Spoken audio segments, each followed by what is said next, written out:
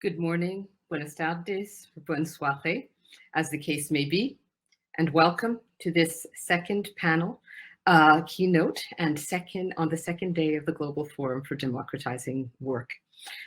Let me start by mentioning that interpretation is available in English, French, and Spanish.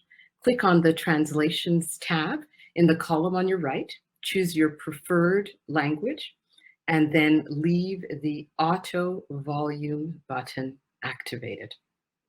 So my name is Adelle Blackett. I'm a professor of law and Canada Research Chair in Transnational Labor Law and Development at McGill University, and I'm delighted to be chairing today's panel. The second theme of the Global Forum is Decommodify.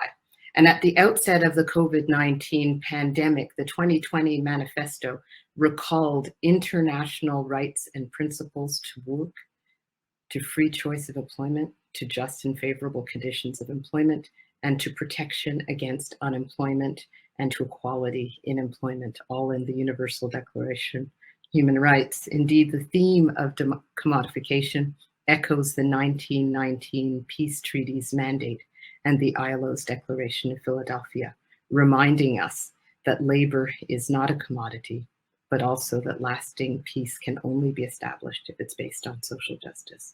So the pandemic is now in its fourth devastating wave. What greater demonstration could be needed of the peril associated with assuming that market mechanisms, which by definition treat labor as a factor of production, can preserve human dignity? And by the same token, and in particular in the crisis of global vaccine inequity, what greater demonstration could be needed of the inability to redress the commodification of labor from an exclusively national global north focus, that is, without a deep and sustained commitment to global redistribution and international solidarity. We are extremely fortunate to be able to turn to our eminent keynote speaker today to elucidate the implications of the theme, Decommodify. Our speaker in many ways needs no introduction, but it is a true honor to be able to offer one. Dr. Jayati Ghosh taught economics at Jawaharlal Nehru University in New Delhi for nearly 35 years. She's currently professor of economics at the University of Massachusetts-Amherst in the United States. She's authored and edited no fewer than 20 books. Two of her most recent books of this year alone are particularly urgent and timely. The Making of a Catastrophe, COVID-19 and the Indian Economy, forthcoming with Alec Press, and When Governments Fail, COVID-19 and the Economy, forthcoming with Tulika Books. Another 2021 book with Routledge addresses themes central to Professor Ghosh's life work, women workers in the informal economy. Many will be familiar with her work entitled Never Done and Poorly Paid Women's Work in Globalizing India, with Women Unlimited, New Delhi, from 2009. Professor Ghosh is also co-edited the Elgar Handbook of Alternative Theories of Economic Development in 2014, co-edited After Crisis, Tulika, 2009, co-authored Demonetization Decoded, Routledge, 2017. To this sterling contributions of books and edited collections, Professor Ghosh adds over 200 scholarly articles. She also writes regularly for popular media like newspapers, journals, and blogs. Jayati Ghosh has received several prizes for her contributions. Let me mention 3. The 2015 Adishashaya Award for Distinguished Contributions to the Social Sciences in India, the International Labour Organization's prestigious Decent Work Research Prize in 2011, and the Nord-Sud Prize for Social Sciences 2010 from Italy. Professor Ghosh has advised governments in India and other countries, including as chairperson of the Andhra Pradesh Commission on Farmers' Welfare in 2004, and member of the National Knowledge Commission of India from 2005 to 2009. She is the Executive Secretary of International Development Economics Associates, an international network of heterodox development economists. She has consulted for international organizations, including the ILO, UNDP, UNCTAD, UNDESA, UNRISD, and the UN Women, and is member of several international boards and commissions, including the UN High-Level Board on Economics and Social Affairs, the Global Commission on the Commission on Global Economic Transformation of INET, and the International Commission for the Reform of International Corporate Taxation. In 2021, this year, she was appointed to the World Health Organization's Council on Economics of Health for All. We are delighted that she has agreed to deliver this plenary today on the topic of the relevance of decommodifying work for people and the planet. She will speak for approximately 30 minutes, after which we will have approximately 15 minutes for questions and answers. Please post your questions in any of the supported language in the Q&A function, so rather than the chat function, the Q&A function on Hopin, and feel free to start asking your questions during the talk in this format as they come to you, and I'll then moderate them when we turn to the question and answer period. Professor Ghosh, welcome and thank you.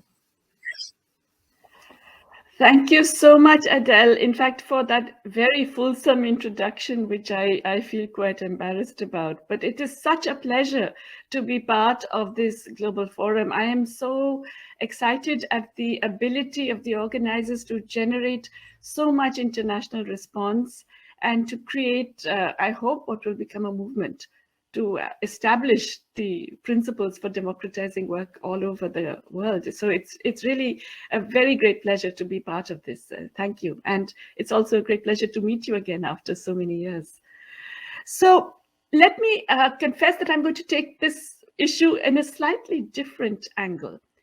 I'm going to actually argue that the commodification of work has only been possible because of the existence of uncommodified work.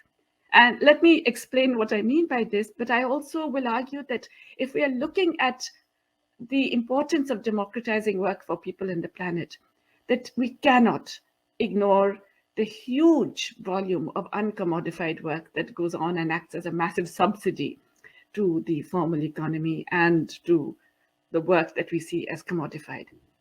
Now, yesterday there was a very interesting keynote lecture by Anthony Kwame Appiah, which looked at the complexities of democratizing work, but in what I would call a workplace.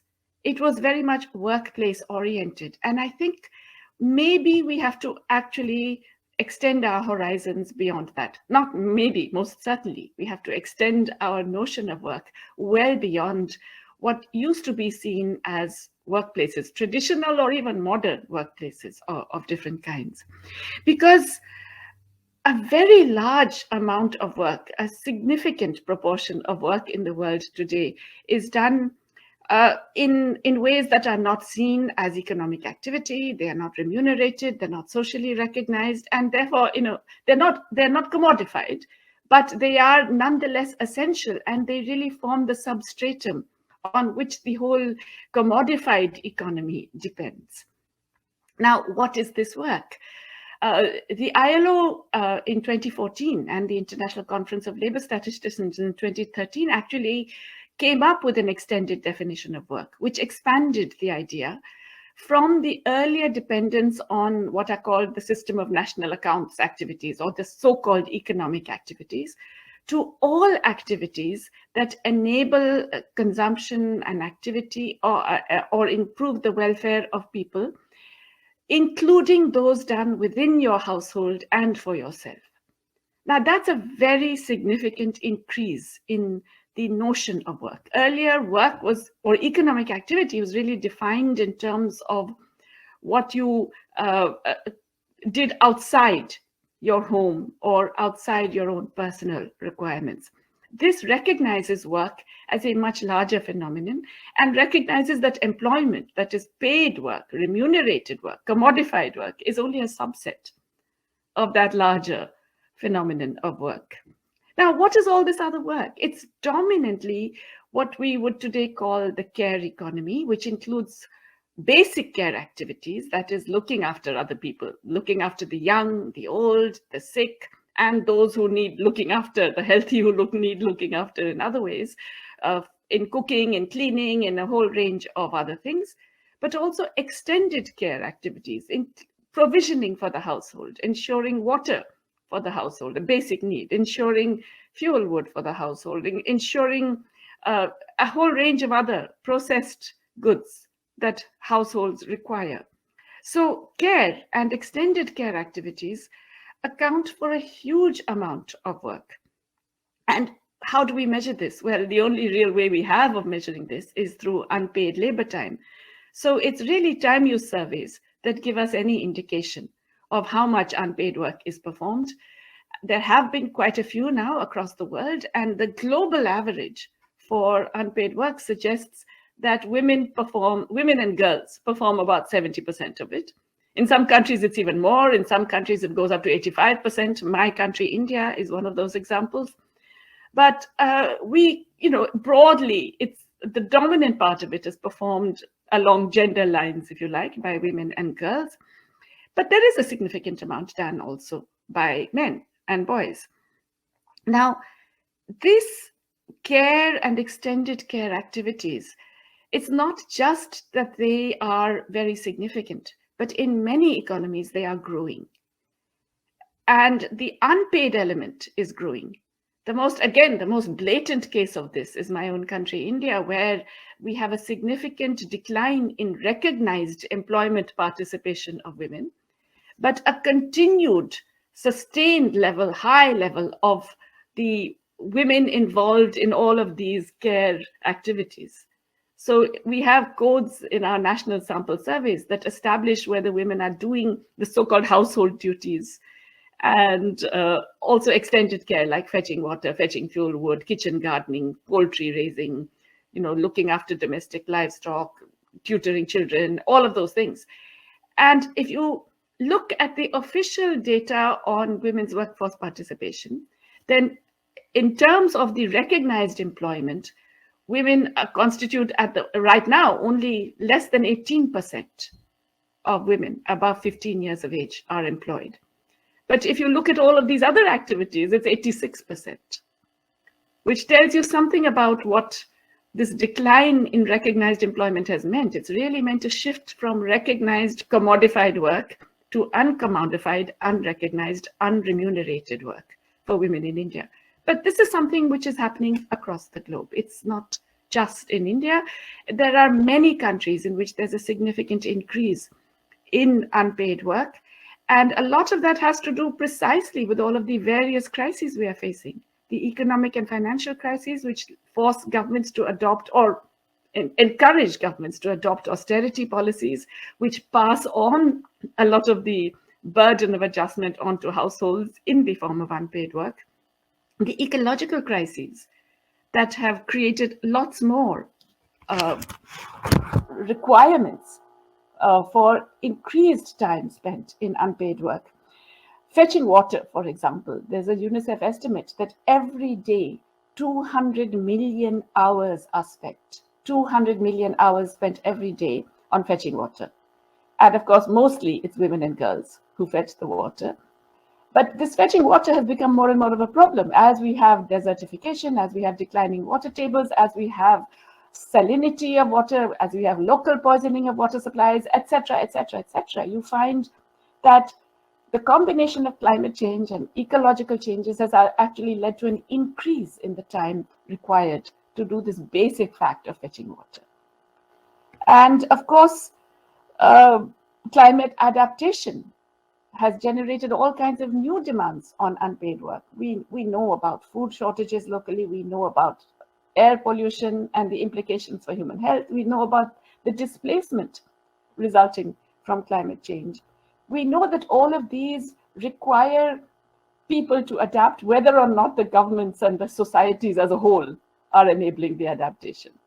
And we also know that there's very little spending, public spending on adaptation. So once again, this burden is on the unpaid work of people, dominantly women, but not only women. Let me also note that. And of course, we also know that the poorer you are, the more unpaid work there is. So all of these things suggest that there is not just a very large proportion of unpaid work, but that in many countries, this unpaid work is increasing quite significantly. This has several important implications, and I want to dwell on 5 of these. First, of course, is the very fact that there is this, in a world which prizes commodification beyond anything else, in which we're all commodity fetishists. I mean, GDP is the biggest example of what Marx called commodity fetishism that you could possibly imagine. So in a world in which commodity fetishism is so rampant, so absolute, so pervasive, the very fact of uncommodified work means that it's not valued. We do not value it. As societies, first of all, we don't even recognize it, but then we devalue those who do it. The social and economic status of those who do it. Well, the economic status obviously is lower because they don't get any remuneration for it. But their social status is also lower because they're not seen as earning. They're not seen as contributing to an economy. And this is true, by the way, even of all of those frankly terrible international estimates of women's contribution to the economy that all say if you can get more women into the workforce, they're going to contribute so much more in GDP terms. I mean, this is bizarre. It's this whole notion that the women doing the unpaid work are not contributing to the economy.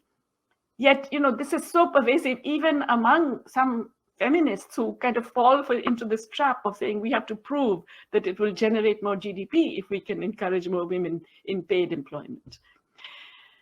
So if you devalue those who do this work, and by the way, you can actually find a very strong correlation between the proportion of women who have paid employment and the relative social status of women in that society for many reasons. The causation is actually both ways.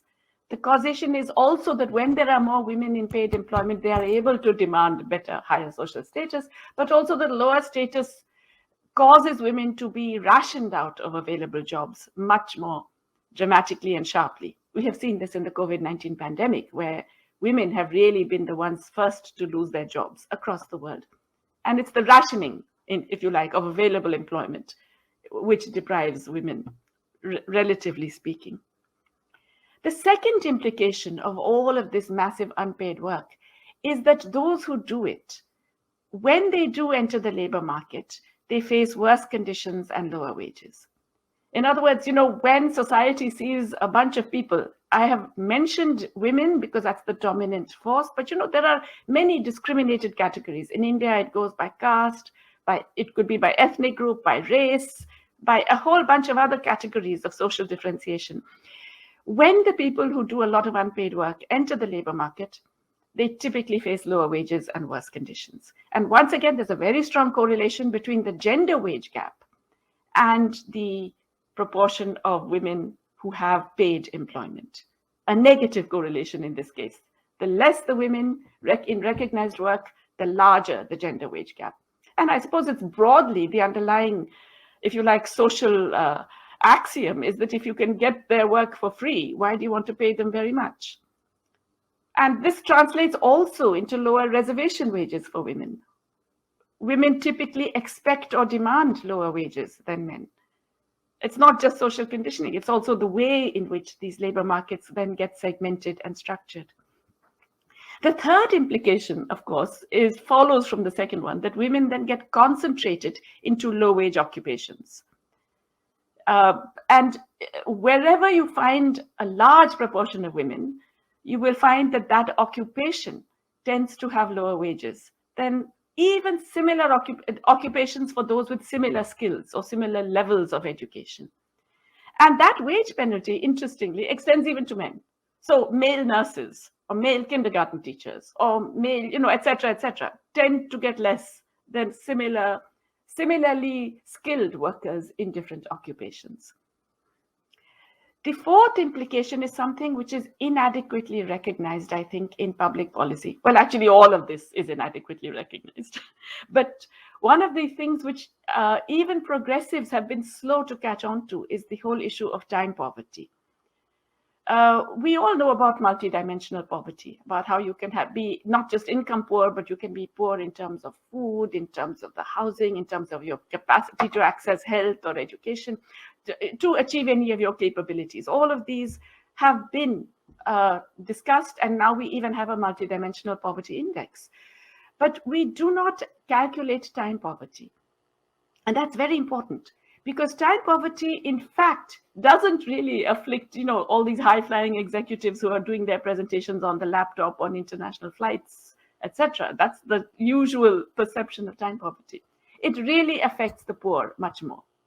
The poor are generally much more time poor because they are less able to outsource a lot of the necessary activities for human survival, all of the care stuff.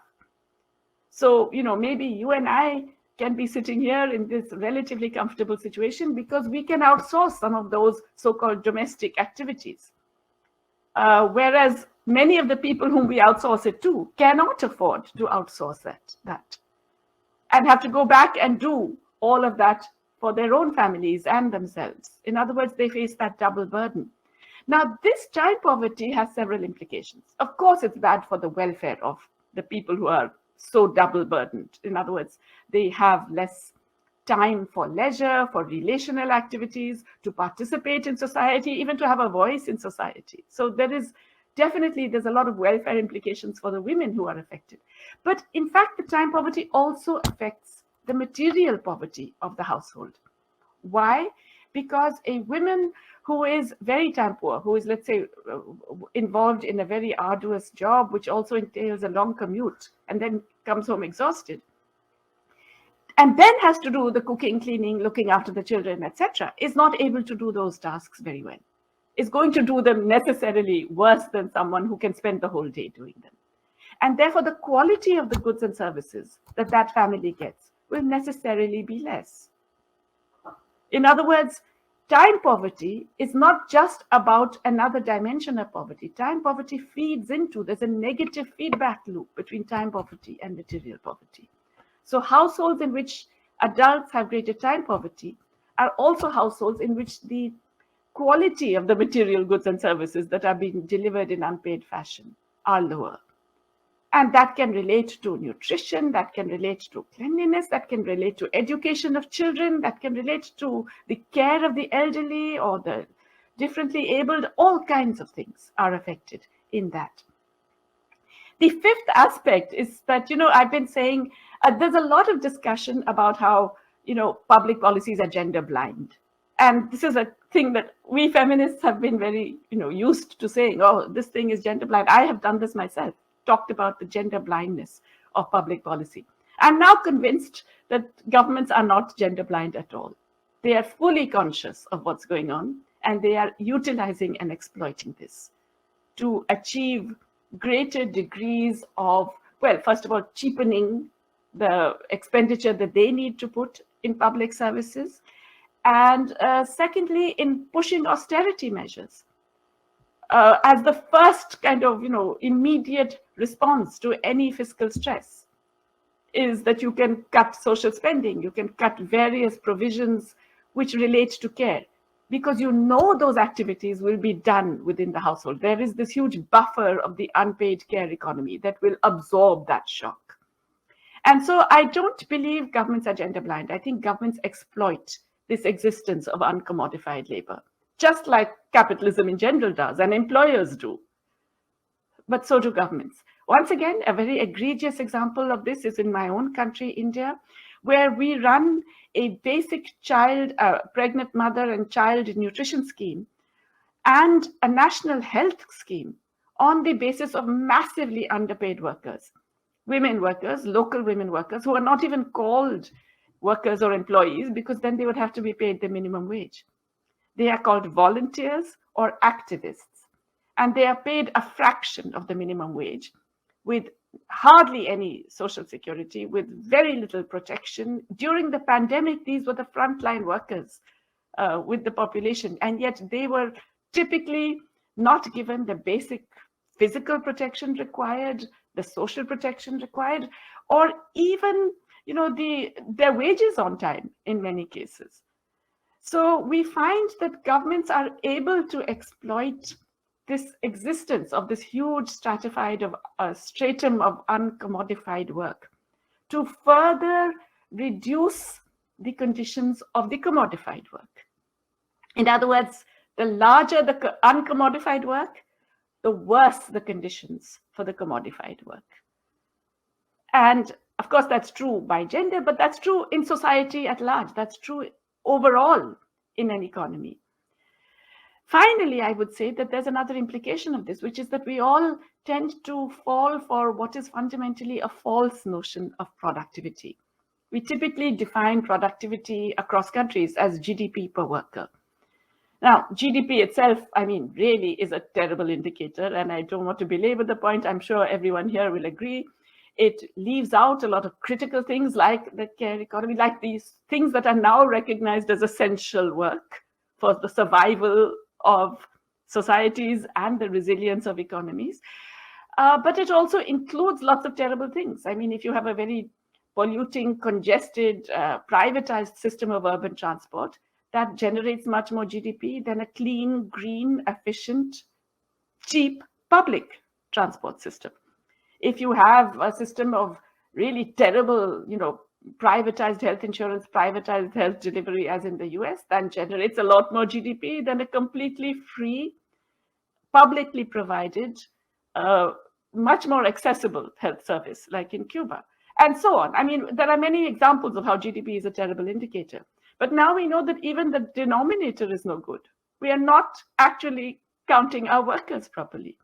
We are looking only at the workers who are commodified.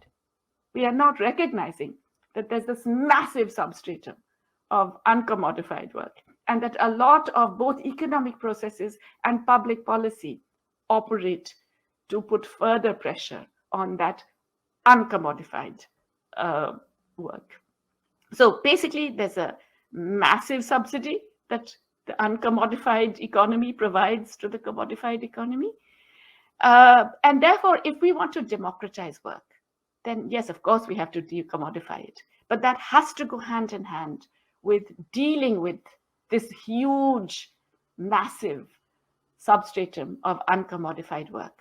And broadly speaking, there are what has been called the 5 R's of dealing with unpaid work, and especially unpaid care work. The 5 R's, what? First, you have to recognize it. You have to realize that it exists, recognize it, measure it, recognize it socially, provide it the respect that it is due. Then, as much as possible, you have to reduce the unpaid drudgery. You have to look at the labor-saving things that will reduce the drudgery of unpaid work. You have to look at the public provisions of amenities that will reduce the need to walk miles and miles carrying buckets of water on your head, or searching for fuel wood, and so on. You have to redistribute this unpaid work at many different levels. You have to redistribute between households, the state or public provision, and private provision. in affordable ways. You have to redistribute within households as well, because not all care can be outsourced. So yes, you have to. When you do redistribute, you have to make sure that care workers are rewarded properly. We still don't. I mean, I thought the pandemic would be a wake-up call, but no, societies across the world are still sleeping. We really haven't woken up to the necessity of rewarding care work. And finally, we have to represent care work. We have to give care workers, paid and unpaid, a voice.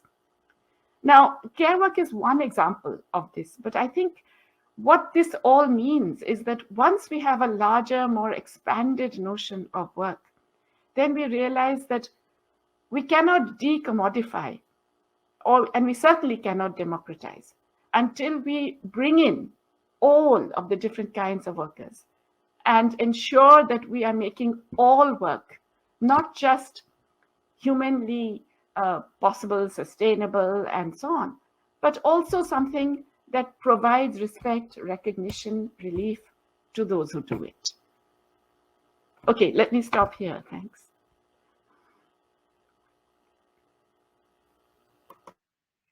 Jayati, thank you so much for this incredibly rich, stimulating presentation in which you challenge us in our use of the mantra of decommodifying work to pay close attention to the vast and growing work that has not been commodified. And your talk is a powerful relational reminder that we cannot segment one and deal with it unless we engage with the other. And I think we're all very grateful to you, not only for so carefully working through the 5 ways in which the uncommodified work is at once devalued and devalues commodified work, but also for turning your attention to the ways in which we can begin to better recognize this uncommodified work by measurement, reducing, redistributing both within and without the household economy, and representing, really representing care. So this is extraordinarily rich, and I know it will have generated a plethora of questions. I'm going to use the chair's prerogative, though, just to bore down a little bit more on, I guess you would call it the represent function. And so part of what you offer us is a tremendous challenge to unpaid labor and its relationship especially to poorly paid labor. And that logical connection between the unpaid and the uncommodified is the one, or the lens through which you capture this. But then you immediately turn to look at who. Right? And you underscored, of course, gender and the disparity there. And later in your talk, you underscored various other forms of subordination that frame the workers who are in this unpaid, qua uncommodified category. Part of what captures the asymmetry or inequality, whatever language one might prefer there, is that the workers in this broad category are embodied or characterized by the work they do for free. And so the gender dimension you've articulated in such depth in your own work. The perhaps more troubling example that might push us a little bit here is the slave, who not only works for free, but is the commodity. And, you know, of course, Marx would have done with that as he would have done with non-productive, reproductive work, just moved it to the side. You refuse to do that. And I wonder whether you might help us with whether we can move to recognizing unpaid work without grappling with how deeply our economic system relies on the very segmentation, subordination of particular bodies to advance, to profit.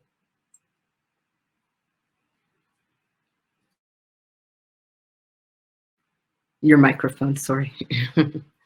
Yeah, sorry. Yeah, no, Adelle, you've put your finger on it exactly. That is really the point, that you know, labor processes, the labor relationship, labor markets, one of the fundamental features of all of them is relational inequality, rather than just distributive inequality. It's relational inequality. And what is that? It's really the power of one person or group or category over another.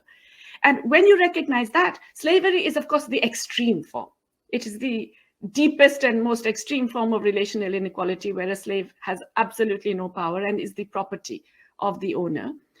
But, you know, there are different degrees of this relational inequality which characterize all of these labor relationships, which is why it would be, I would argue, you know, we would lose a lot if we ignore that part of it to look at just the purely economic aspect, if you like, of that inequality. And so the thing about these all labor processes, including the ones that appear purely market-based and, you know, so-called professional and so on, is that they have relational inequality. There are power imbalances. So then how do we address those? And the only way to address those is to rectify that power imbalance. How do you do that? And that's where the whole issue of representation comes in.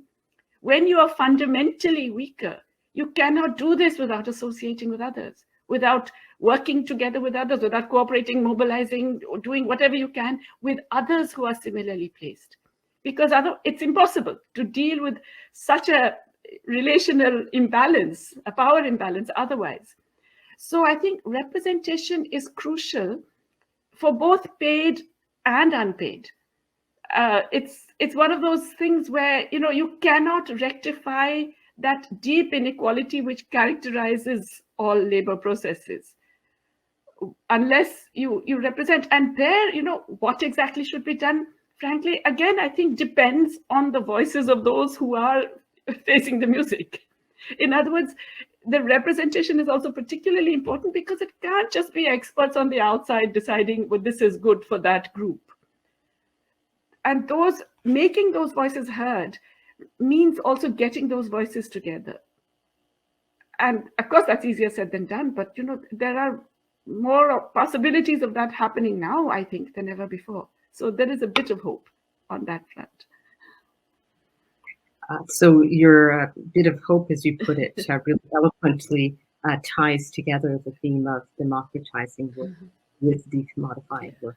They're not one or the other. They actually depend on each other. Thank you very much. I see a couple of questions in the Q&A. I'll turn immediately to them. So the first question is from Sangeet Varma, and who indicates that they've come across your critique of the PPP dollar as unit of income measurement. Would you perhaps say this plays a role, along with GDP, in reinforcing unpaid, unmeasured work? Yes, I mean, this is a whole different topic, but I couldn't agree more. I have a very, very strong adverse reaction to the purchasing power parity exchange rate measurements. And it's kind of similar in a way, when you think about it. The way that this is being used to measure incomes across countries is a bit similar to this whole thing about unpaid labor. And let me explain why. So what does purchasing power parity exchange rate do? It argues that the market exchange rate, that is the exchange rate all of us deal with that exists in the world out there, that is an inaccurate capture of what that particular currency can buy. And that's true. You can buy much more with 70 rupees in India than you can buy with $1 in the US, right? So the market exchange rate is, in that sense, not capturing the ability of that currency to purchase goods in that economy. What did they do? They created an index of relative prices, and then, I mean, it's gone through many permutations. I'm not going to bore you with all the details. There's been a lot of excellent work done on this by people like Angus Deaton and others, critiquing the idea, and Tony Atkinson and others.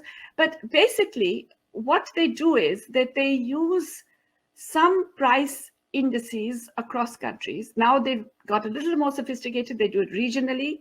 And then they use some linking factors to link those regional indices with the global index. And they arrive at this number. And then you get that, let's say, the Indian rupee is worth approximately 70 rupees to $1 in the market exchange rate. But in the purchasing power parity, it's 2.5 times more or 4 times more. Actually, it's 4 times more in the Indian case. That is to say, it's significantly worth more because you can buy a lot more in that.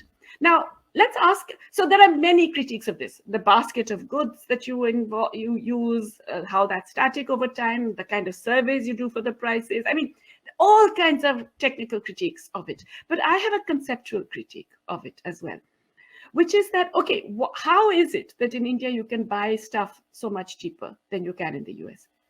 It's because there are people providing goods and services very cheaply. In other words, a country where the purchasing power parity exchange rate is higher than the market exchange rate is a country with lower wages, right? The reason I'm getting goods and services cheaper is because it's an unequal country in which there's a significant proportion of people who are providing very cheap goods and services. So in a way, what you're doing is saying, well, you're not as poor as you think you are because you can get all this stuff for free. It's a bit like telling poorer households, well, you're not as poor as you think you are because you're getting all those unpaid goods and services that your wife is providing for free. So if I factor those in, you're not that poor. Maybe you're even above the poverty line. You see you see the circularity of it. So what would happen if I did that across families is exactly what is happening globally.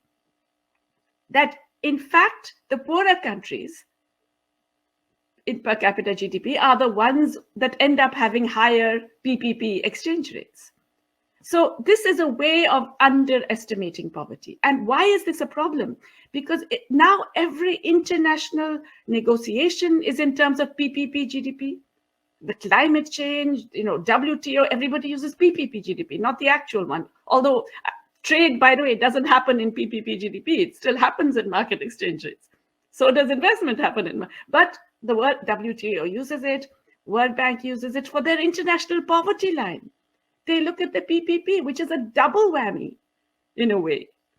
And, as I said, the climate change negotiations, et cetera, they all use PPP, which is a deeply misleading characterization of the relative position of countries. Thank you very much for that. Its clarity and poignancy, I think, will serve us well in many contexts. Let me turn to our second question by Dr. Benita Perkins, who asks, considering what you share about care work returning to pre-pandemic norms, what are your suggestions to wake up, as you say, all countries and their leaders to change their decisions? So a nice small question for you. Yeah. Well, I think the 5 R's is, for me, the broad framework with which I would address the whole issue of care.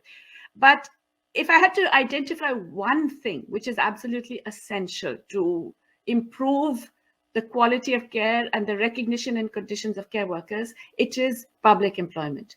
This is not going to be provided in any decent way by the market. You have to have public employment that is decent work, that is with basic, with proper wages, proper conditions of work, proper recognition, proper respect.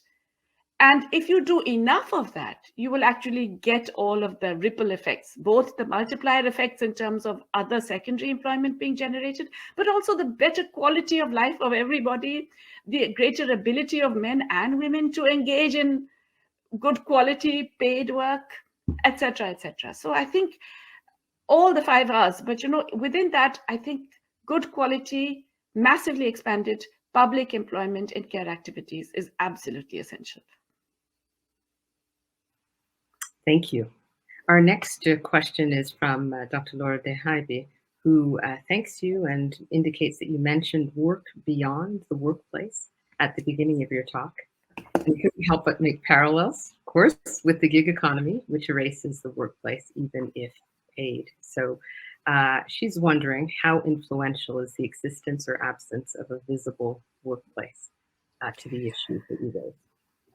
I think that, basically, one of the things the pandemic has done is brought home to many more people that work doesn't have to be located in a factory or an office or a shop. I think many more people now realize that work exists in many different forms and ways.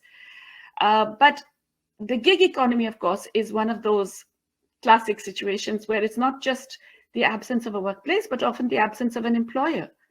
In other words, gig work is a very deeply sophisticated form of not piece rate, but time rate work. So it's a really, if you think about it, it's a 21st century version of the 19th century putting out system, where you make the worker responsible for all of the production risks, of all of the costs, and etc. And you basically wash your hands of any responsibilities as an employer.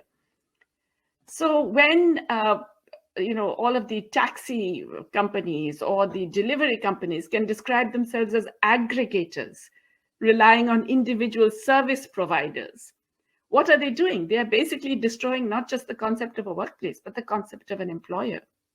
Removing themselves out. They are employers, but they're pretending they're not, so they don't have any of those responsibilities. Some of this is actually because they're falling through regulatory cracks. In other words, this is not driven by technology. This is something you can change with regulation.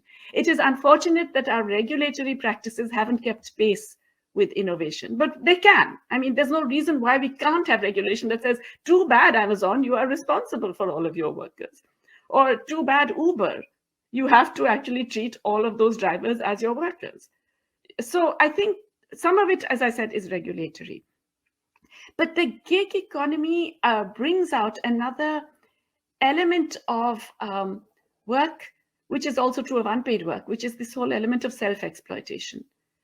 In the gig economy, you're doing it because you want more money. So you will work longer hours, you'll rush between your orders, you'll do whatever it is because you want more money. In unpaid work, you do this because of this huge contradiction that my colleague Nancy Folbray at UMass-Amherst has identified, which is that the critical thing about care is that you care about those whom you care for. So you can't withdraw it. You want to do your best for them. You do have, so there's this capacity for self-exploitation in care work, which is also a capacity in gig work. So I think that is another thing which the gig economy brings out in ways that, perhaps will now be more understandable for those who've never really had to do too much care work or unpaid work in general. That's a fascinating response, and as a labor lawyer, I can't but agree with you. But for the regulatory lapse, right, and we're actually finding that a lot is being left to the courts to figure out around who is an employer or not, and not ultimately the hardest questions. There are a few more questions, but I'm inclined to just ask a little bit more about your framing of the care economy and the self-exploitation dimension, because I do think it brings to light the extent to which the worker and the expectation around the work are conflated, right? That it is natural that the worker in domestic work, be they paid or unpaid, will be doing this work just like one of the family is someone who actually isn't expecting compensation. The compensation comes elsewhere. And of course, there are just generations of debates and literature around precisely this, to which you, of course, have also contributed extensively.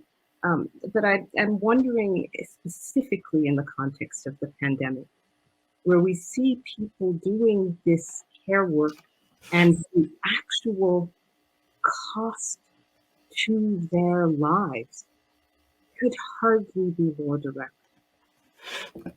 Is this, I wouldn't say paradigm shifting, because of course is there something about this moment that we as academics in particular need to be driving home? Right? Is there, when does care for self and care for workers become integral to the way that we think about risk? Yeah, this is such a tough question, Adele, and I wish I could be more optimistic. I would have been. If you had asked me a year ago, I would have said, yes, this pandemic is going to change, all of this. But okay, here are two dimensions of care work, which I think make it different from other kinds of work. One is that it's fundamentally relational. You cannot do away with the human being. Automation, artificial intelligence, etc., will only take you so far. You can assist care workers, but you cannot eliminate them. So in other words, it's one of those activities where you are not going to sort of end it with new technologies. It's actually, the requirements will continue to increase. So it's relational. But the other is that it's deeply emotional. And this is such a fraught point, because the care worker, of course, within households and families, it's very sharp that you care about the people you're caring for. But, nurses, doctors, they end up caring. And this is why the proclivity to exploitation is so great. In other words, the capacity, what is it in any situation? What can workers do? What is the only thing they can do? They can threaten to go on strike, right? This is basically the laborer's power. They will say, we will not work unless you give us higher wages, better conditions, whatever, With care work, once you have that emotional element, it's so much harder to withdraw, and people do not. So we have seen this in the pandemic. We have seen, as you said, people at risk to their own lives. People continue to do work. We've seen nurses who haven't been paid for months in different states in India continue to be nurses, And so in other words, that emotional aspect of care is something which necessarily reduces their bargaining power, because they can't withdraw. And if you can't withdraw, you cannot bargain. You can't say, well, what do you give me instead? It doesn't happen. This is something which is hugely exploited by the market, by the employers, and by governments. I want to repeat, hugely exploited by governments. Absolutely. Thank you very much for that.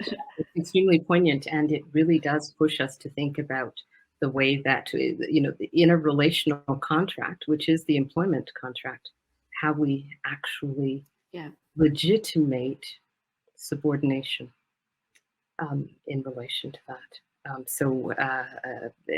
Crucial. We have a couple more questions in the chat. First, Sana Hamed, who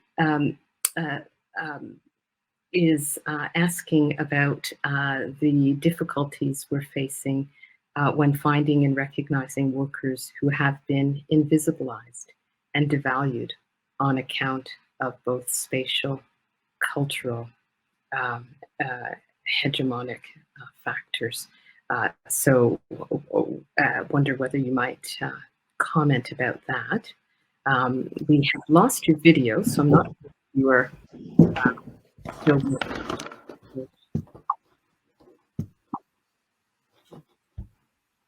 Hello, can you hear me? Right, we can hear you. We can't see you. I'm so sorry, my battery just died. I've just managed to plug in again. Sorry about that. No worries at all. You're hearing me well? Should I ask the other question, or would you prefer to respond to this one now? I didn't hear your question. I'm so sorry.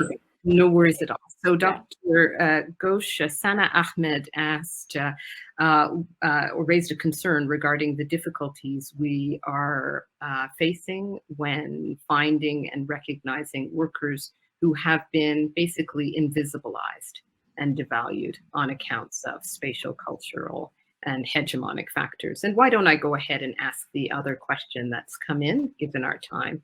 This is from Dr. Isabel Ferreras, who has thanked you for making the case so convincingly and clearly that decommodifying wage labor and addressing the vast amount of uncommodified works are two sides of the same coin and will be or have to be addressed together.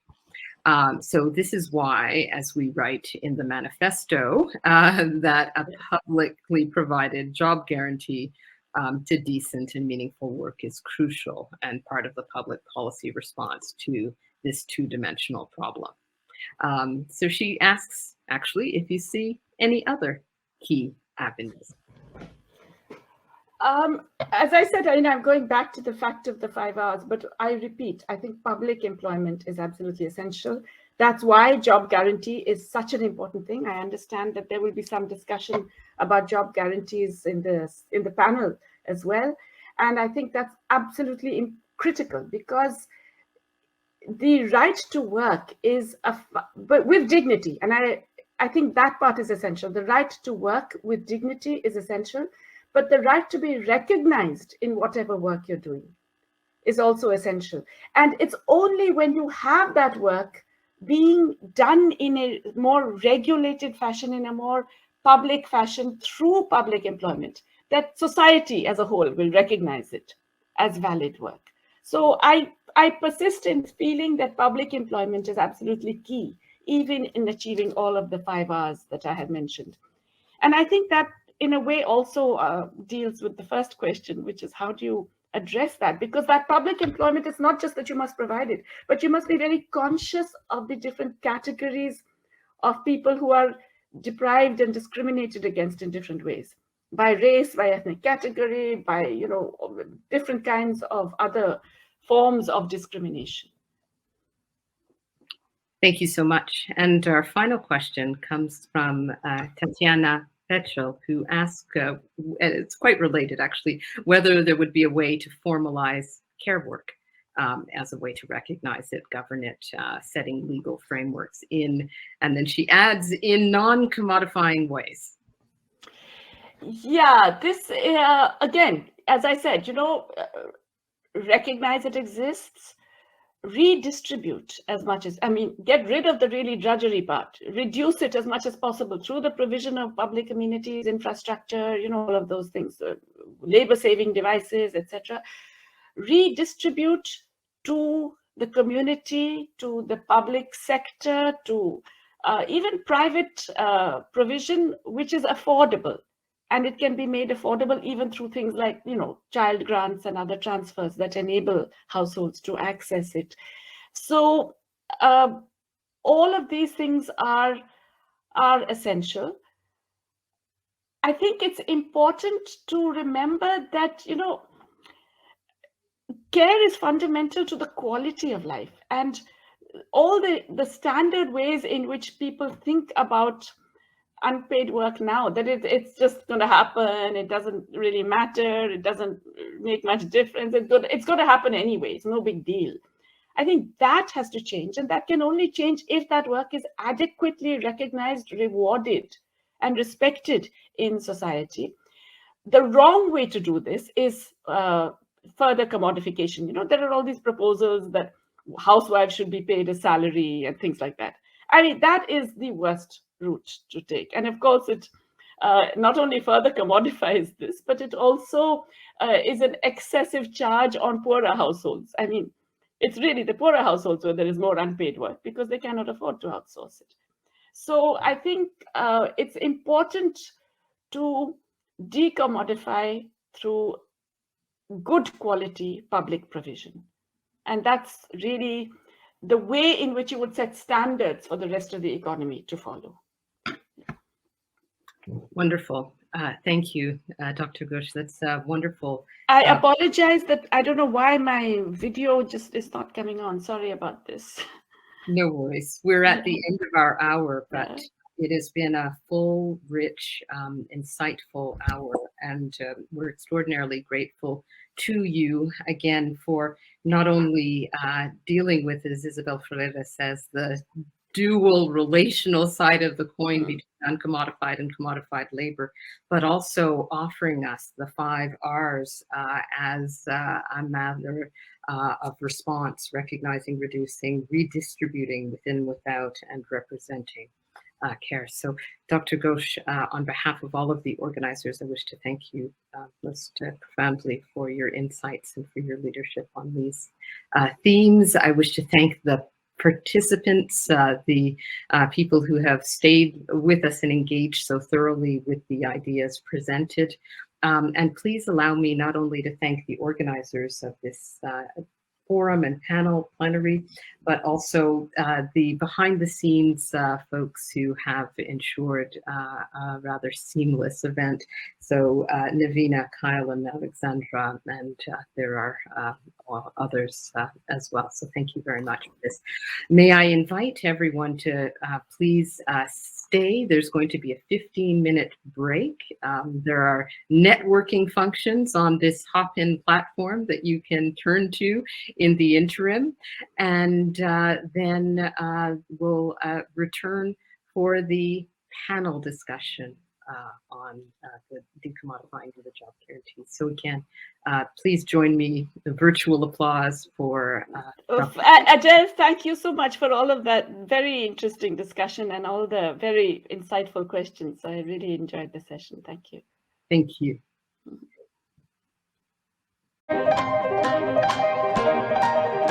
you.